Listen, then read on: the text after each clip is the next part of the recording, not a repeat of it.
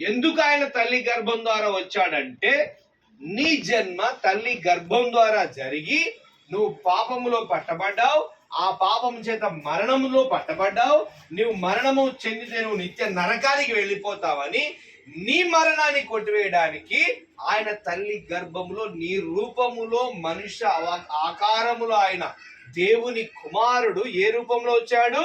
ఇదిగో మనుష్య ఆకారం, నీ ఆకారంలో వచ్చి నీ కొరకాయన నిలబడ్డాడు. దేవుని స్తోత్రం కలుగాక.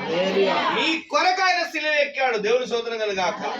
నీ పాపం క్షమించిన ఆయన తన పరిశుద్ధ రక్తాన్ని కార్చాడు. సర్వ శరీరం అంతా గుల్లైపోయింది ఆ యేసు.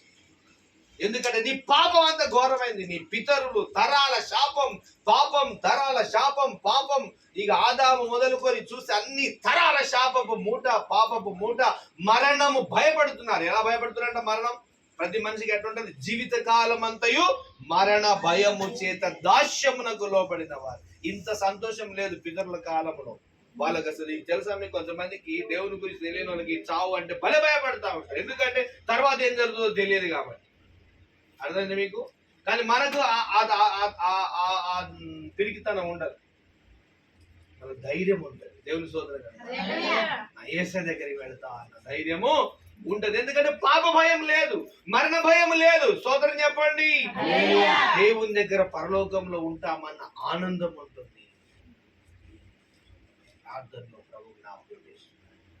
ఎందుకు ఆయన నీలాగన వచ్చినాడంటే నిన్ను క్షమించి, మన్నించి, రక్షించి పరలోకం చేర్చాలి. దేవునికి స్తోత్రం. హల్లెలూయా. ఆ యేసయ్య కొరకే బ్రతకాలి. అయితే అది యేసయ్య కొరకే బ్రతకాలి. నువ్వు లోకంలో దేని కొరకు ఆశించిన నీ యొక్క ఆత్మకు సంతృప్తి అనేది ఉంటుంది. హల్లెలూయా, హల్లెలూయా. చూసారు అక్కడ ఏమనుంది వాక్యము? ఏలైనగా